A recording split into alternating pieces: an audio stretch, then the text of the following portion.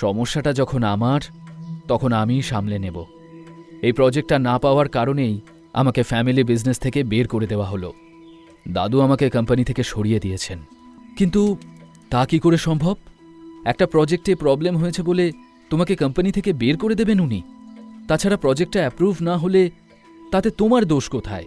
বললাম তো, সবটা আমি সামলে নেব। আমার মতে তোমার একবার তোমার দাদুর সাথে কথা বলা উচিত। এত বড় ডিসিশন উনি হুট করে কিভাবে নিলেন? শ্রীমন্তী চুপচাপ ওখান থেকে চলে যেতে গেলে অয়ন থামিয়ে বলে, শ্রীমন্তী, সবাই আমাকে অকর্মণ্য, ইউজলেস ভাবে। হয়তো তুমিও তাই ভাবো। কিন্তু তাও একটা কথা বলছি, অন্যের ওপর বিশ্বাস করে কি পেলে বলো? একবার না হয় নিজের এই ইউজলেস হাজব্যান্ডের ওপর বিশ্বাস করেই দেখো। ওহ, নিজেকে বড্ড বেশি চালাক মনে করো, তাই না? তা শুনি, কি করতে পারবে তুমি? দেখোই না কি করতে পারি আমি। শ্রীমন্তীকে অয়ন বলল, আমার সঙ্গে তোমার দাদুর অফিসে চলো শ্রীমন্তী, গিয়ে ওনার সাথে খোলাখুলি কথা বলো, তারপর দেখা যাক। অয়নের কথা শুনে কিছুক্ষণ ওর দিকে চেয়ে থেকে কিছু একটা ভেবে শ্রীমন্তী বলল, চলো। অয়ন শ্রীমন্তীকে নিয়ে তখনই মল্লিক ইন্ডাস্ট্রিজের উদ্দেশ্যে রওনা দিল। মল্লিক ইন্ডাস্ট্রিজে পৌঁছে শ্রীমন্তীর দাদু সুবীর মল্লিকের কেবিনে বসল ওরা। দেখো শ্রীমন্তী, ব্যবসার ব্যাপারে আমি একদম স্পষ্ট কথা বলতে পছন্দ করি। আমি যে সিদ্ধান্তটা নিয়েছি সেটা রাগ বা আবেগ থেকে নয়। এই নতুন বিল্ডিং প্রজেক্টটা মল্লিক ইন্ডাস্ট্রিজের স্বপ্নের প্রজেক্ট। যেভাবেই হোক এটাকে সাকসেসফুল করতেই হবে। তুমি যেহেতু কাজটা করতে পারছো না, তাই এই কাজটা আমি সৌর্যকে দিয়েছি। এবার থেকে সবটা ওই সামলাবে। তুমি বরং ঘরে বসে বিশ্রাম নাও। এই প্রজেক্টটা তো আমারও ড্রিম প্রজেক্ট ছিল। আমি জানি না আমার কাজে ঠিক কোথায় ভুল হয়েছে, যার জন্য আমরা এই প্রজেক্টের অ্যাপ্রুভাল পেলাম না। কিন্তু আমি তোমাকে কথা দিচ্ছি দাদু ভাই, যে যেভাবেই হোক আমি এই প্রজেক্টের জন্য অ্যাপ্রুভাল নিয়েই ছাড়ব। সৌর্যকে প্রজেক্টটা দিয়ে দেওয়ার আগে প্লিজ আমাকে আর একবার সুযোগ দাও। বেশ, কিন্তু কাজটা আজকের মধ্যেই হওয়া চাই। শ্রীমন্তী সম্মতি জানিয়ে অয়নকে নিয়ে অফিস থেকে বেরিয়ে এলো। সৌর্য শ্রীমন্তীরই কাজিন, যার একমাত্র অ্যাম্বিশন হল মল্লিক ইন্ডাস্ট্রিজকে নিজের কবজায় আনা। এই কারণেই সৌর্য বরাবর শ্রীমন্তীকে ফ্যামিলি বিজনেস থেকে বের করে দিতে চেয়েছে। আর এই কাজে সৌর্যকে সাহায্য করে চলেছেন ওর বাবা পঙ্কজবাবু। অয়ন এবং শ্রীমন্তী দুজনে মিউনিসিপ্যালিটি অফিসে এসে পৌঁছল তাদের প্রজেক্টের অ্যাপ্রুভাল নেওয়ার জন্য। আর তখনই শ্রীমন্তী সেখানে সৌর্যকে দেখে অবাক হয়ে গেল। ও, তুমি নিশ্চয়ই অফিসারের কাছ থেকে অ্যাপ্রুভাল নিতে এসেছো। তবে মনে হয় না তাতে কোনো লাভ হবে। ওই অফিসারকে আমি টাকা দিয়ে কিনে নিয়েছি। শ্রীমন্তী তীক্ষ্ণ দৃষ্টিতে একবার সৌর্যর দিকে তাকিয়ে অয়নকে নিয়ে অফিসের ভেতর চলে গেল। যে অফিসারের সঙ্গে ওরা দেখা করতে এসেছিল তিনি তখন একটা মিটিংয়ে ছিলেন। শ্রীমন্তী সোজা তাঁর সামনে এসে বলল, মিস্টার দত্ত, আপনার সাথে আমার কিছু জরুরি কথা আছে। আরে শ্রীমন্তী ম্যাডাম যে, হঠাৎ এখানে কি মনে করে? অয়ন পুরো ঘটনাটা লক্ষ্য করছিল। মল্লিক ইন্ডাস্ট্রিজ শহরে যে বিল্ডিং কনস্ট্রাকশন শুরু করতে চাইছে তার জন্য সব জরুরি ডকুমেন্টস দেওয়া হয়েছে। সমস্ত টার্মস অ্যান্ড কন্ডিশনস সঠিকভাবে মানা হয়েছে। তারপরেও প্রজেক্টে অ্যাপ্রুভাল পায়নি। আমি কি জানতে পারি এর কারণটা কি? ঠিক সেই মুহূর্তেই শ্রীমন্তীর পেছন থেকে এক মহিলার গলা শোনা গেল, আমি অ্যাপ্রুভাল দিতে বারণ করেছি। অয়ন এবং শ্রীমন্তী দুজনেই পেছন ঘুরে তাকালো। মহিলাকে দেখেই শ্রীমন্তী চমকে উঠল, কামিনী, তুই এখানে? হ্যাঁ, আমি এখানে শ্রীমন্তী, কারণ আমি এখানে কাজ করি। আর এই যে দেখছিস মিস্টার দত্ত, ইনি আমার হাজব্যান্ড। আমি যখন দেখলাম যে প্রজেক্টটা শুরু করার জন্য তোর আমাদের অ্যাপ্রুভাল দরকার, তখন আমিই ওকে ওটা দিতে বারণ করে দিই। দেখ, আজ আমার হাজব্যান্ড যে পজিশনে আছে সেখান থেকে ও কারোর কাজ যেমন সলভ করে দিতে পারে, তেমন আবার পণ্ডও করতে পারে। তাছাড়া তুই তো অনেক বড় লোক, কাউকে দিয়ে নিজের কাজটা করিয়ে নে বরং। কামিনী, যা হয়েছিল আমার ভুলের জন্য হয়েছিল। আমি বোকামি করে ফেলেছিলাম। প্লিজ তুই ভুলে যা ওই ব্যাপারটা। আর আমি কোনোদিন ওই ঘটনাটা ভুলতে পারবো না শ্রীমন্তী, কোনো দিনও না। আমার জীবনের সব থেকে ভালো খবরটা সেদিন আমি আমার বান্ধবীদের সাথে শেয়ার করেছিলাম। জানিয়েছিলাম আমার বিয়ে ঠিক হয়েছে। তুইও ছিলি সেখানে, মনে আছে তুই কি করেছিলি? আমার হবু স্বামীকে নিয়ে ঠাট্টা করেছিলি তুই। কেন? কারণ আমার হাজব্যান্ড তখন বেকার ছিল। তুই এমন অপমান করেছিলি যে সবাই আমাকে নিয়ে হাসাহাসি করেছিল। আমি সেদিন চোখে জল নিয়ে ওখান থেকে চলে গিয়েছিলাম, মনে আছে? কামিনী, সেদিন আমি খুব বোকামি করেছিলাম, তার জন্য আজও গিল্টে ফিল করি আমি। এমন পরিস্থিতি দেখে অয়নও বুঝতে পারছিল না ওর কি করা উচিত। এখন গিল্টি ফিল করে কি হবে শ্রীমন্তী? ওই অপমানের কথা আমি কখনো ভুলতে পারবো না। আর আমি ডিসাইড করেছি অপমানের বদলে তোকে অপমানই ফিরিয়ে দেব। মানে? কামিনী এবার ভালো করে অয়নকে দেখে নিয়ে বলল, এটা তোর হাজব্যান্ড, রাইট? তা এর কি যোগ্যতা আছে?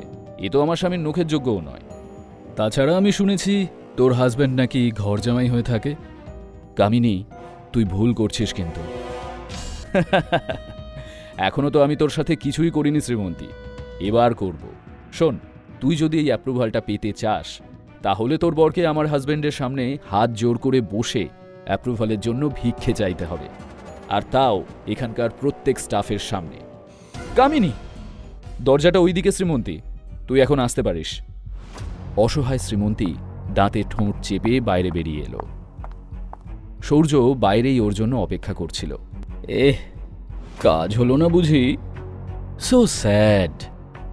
এবার তো তুমি প্রজেক্টটা আমার কাছে হ্যান্ড ওভার করতে বাধ্য। দাদুর চোখে এখন আর তোমার কোনো ভ্যালিউ নেই, তাই ওনার সিদ্ধান্ত অনুযায়ী এবার তো কোম্পানি থেকেও তোমাকে সরে যেতে হবে। যাই হোক, এসব নিয়ে টেনশন না করে তুমি বরং বাড়ি গিয়ে রেস্ট নাও। এতদিন বর বেকার ছিল, এখন বউও। তা তোমার বর মহারাজটি কোথায় গেল? সূর্যের কথার জবাব দিতে গিয়েই শ্রীমন্তী খেয়াল করে দেখল যে সত্যি অয়ন ওর সাথে বেরোয়নি। শ্রীমন্তী দ্রুত অফিসের দিকে ফিরে গেল। অফিস রুমের স্বচ্ছ কাচের জানলা দিয়ে ভেতরটা পরিষ্কার দেখা যাচ্ছে। ভেতরে চোখ পড়তেই চমকে উঠল শ্রীমন্তী। অয়ন সব স্টাফদের মাঝখানে হাত জোর করে বসে অ্যাপ্রুভালের জন্য ভিক্ষা চাইছে, আর ওর এই অবস্থা দেখে সকলে হাসাহাসি করছে। এটা দেখে শ্রীমন্তীর চোখে জল এসে গেল। ও দ্রুত অফিস রুমের দরজা খুলতে যেতেই দরজা খুলে ভেতর থেকে বেরিয়ে এলো কামিনী।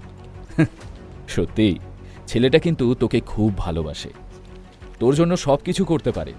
কোথা থেকে পেলি রে একে?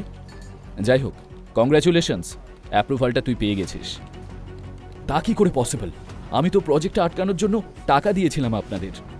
ও, আপনার টাকা আপনি ফেরত পেয়ে যাবেন। আমি তো শুধু শ্রীমন্তীর ওপর রিভেঞ্জ নিতে চেয়েছিলাম, এতদিনে সেটা করতে পারলাম। কথা শেষ করে কামিনী এখান থেকে চলে গেল। এদিকে অয়ন অফিস থেকে বেরোতেই, তুমি কি ভাবো নিজেকে? কাকে জিজ্ঞেস করে তুমি এসব করলে? ভাবলে যে নিজে অসম্মানিত হয়ে অ্যাপ্রুভালটা নিয়ে নেবে, আর আমি দাঁড়িয়ে দাঁড়িয়ে তোমাকে বাহবা দেব? আচ্ছা, তুমি কি আমাকে এতটাই দুর্বল মানসিকতার ভাবো? অয়ন চুপচাপ শ্রীমন্তীর কথাগুলো শুনছিল। ভেজা গলায় শ্রীমন্তী বলল, আমি আর এখানে থাকতে চাই না, চলো এখান থেকে। শ্রীমন্তী ওখান থেকে চলে গেল। অয়নও যেতে গিয়ে হঠাৎই দেখতে পেল সূর্য দাঁড়িয়ে আছে। রাগে মুখ লাল হয়ে উঠেছে তার, যেন পারলে অয়নকে গিলে খাবে। তোর কি মনে হয় তুই এসব করলে শ্রীমন্তী সবকিছু ফিরে পাবে? আমি ওকে সব দিক থেকে শেষ করে দেব। আমি থাকতে তুই কেন, পৃথিবীর কোনো মাইকা লাল শ্রীমন্তীর দিকে চোখ তুলে তাকানোরও সাহস পাবে না। ওর ক্ষতি করা তো দূর। ও, তা কতদিন তুই তোর বউকে প্রোটেক্ট করবি? তোদের দুজনের সম্পর্কটাই আমি শেষ করে দেব। চেষ্টা করে দেখ, তুই নিজেই শেষ হয়ে যাবি। শ্রীমন্তীকে নিয়ে অয়ন বাড়ি ফিরতেই শ্রীমন্তীর ফোনে ওর দাদু সুবীর বাবুর ফোন এলো। শ্রীমন্তী, তুমি কাজটা সাকসেসফুলি করতে পেরেছো, সেই জন্য আই অ্যাম রিয়েলি ইমপ্রেসড। তোমার অনারে আজ একটা পার্টি অ্যারেঞ্জ করা হয়েছে আমাদের পুরনো বাড়িতে। তুমি অয়নকে নিয়ে চলে এসো, কেমন? থ্যাংক ইউ দাদু ভাই, থ্যাংক ইউ সো মাচ। আমরা অবশ্যই যাব। কি হয়েছে শ্রীমন্তী? দাদু ভাই আজ পুরনো বাড়িতে একটা পার্টি রেখেছে, আমাদের দুজনকে ইনভাইট করেছে। মানে পার্টিতে ডেকেছে ঠিকই, কিন্তু তাতে এত খুশি হওয়ার কিছু নেই। দাদু ভাই বলেছে তুমি আমাকে জাস্ট পৌঁছে দিতে যাবে। অয়নও মনে মনে দারুণ খুশি হলেও মুখে সেটা প্রকাশ করল না। পার্টিতে যাওয়ার জন্য নিজের আলমারি খুলে জামাকাপড় বের করতে গিয়ে অয়ন অবাক হয়ে দেখল যে আলমারিতে কয়েকটা নতুন শার্ট প্যান্টের সেট ঝুলছে। এতে এত অবাক হওয়ার কিছু নেই। আমি নিজের জন্য কিছু জামাকাপড় কিনেছিলাম, তার মধ্যে থেকে কয়েকটা ফিট হচ্ছিল না। সেগুলো ফেরত দিতে গেলে দোকানদার টাকা ফেরত দিতে চাইল না, তাই ওই দামে তোমার কয়েকটা জামাকাপড় কিনেছি। আজ পার্টিতে এখান থেকেই কিছু একটা পরে যেও। আর তখনই শ্রীমন্তীর ফোনটা বেজে উঠল। দেখল দিশা ফোন করেছে। শ্রীমন্তী দি, ওই শপকিপার বলছে তুই নাকি স্পেশাল অর্ডার দিয়ে ওই অয়নের জন্য শার্ট প্যান্ট বানিয়েছিস। তোর মাথা ঠিক আছে তো? কি চলছে এসব? কেন, আমি অয়নের জন্য কিছু করলে সমস্যা কোথায়? আচ্ছা এখন ফোন রাখ, আমি একটু বিজি আছি। সন্ধ্যায় মল্লিক পরিবারের পার্টিতে শহরের নামি দামি লোকজন সকলে এলেন। অয়ন এবং শ্রীমন্তীও পার্টিতে এলো। এদিকে হাসি খুশি শ্রীমন্তী আর অয়নকে দেখে সৌর্য আর দিশার মনে অন্য খেলা চলছিল। সৌর্যের কাছে এসে দিশা বলল, একটা কাজ দিয়েছিলাম আমি ওই অয়নটাকে, এখনও করে উঠতে পারল না। আজকাল একটু বেশি মাথায় চড়ে বসেছে ও। এদের জন্য একটা প্ল্যান আমি ভেবে রেখেছি, শুধু সেটা সাকসেসের অপেক্ষা। এদের দুজনকে এখন একসাথে যতটা সুন্দর দেখাচ্ছে, লোকে এদের ততটাই নোংরা বলবে। শুধু আমার এই প্ল্যানে তোকে একটু হেল্প করতে হবে। দিশা সৌর্যের দিকে অবাক হয়ে তাকাতে সৌর্য বলল, এই পার্টিতে এমন একটা ধামাকা চাই যা অয়না শ্রীমন্তীর কপালে বিপদ ডেকে আনবে। আজ ওদের এমন অপদস্থ করতে হবে যাতে ভুলেও আর কোনোদিন এ বাড়ির ছায়া না মারায় ওরা। আর সব কিছুর জন্য কালপ্রিট বানাতে হবে ওই অয়নটাকে। ব্যাস, তাহলেই প্ল্যান সাকসেসফুল। কিন্তু কিভাবে হবে এসব? সৌর্যের মুখে একটা কুটিল হাসি খেলে গেল। ও হেসে বলল, দেখতে থাক আমি কি করি। কি প্ল্যান এসেছে সৌর্যের মাথায়? অয়ন আর শ্রীমন্তীর সম্পর্কটা কি ওরা শেষ করে দিতে চায়? জানতে হলে শুনতে থাকুন এই গল্পটি, শুধুমাত্র পকেট এফএম এর সাথে।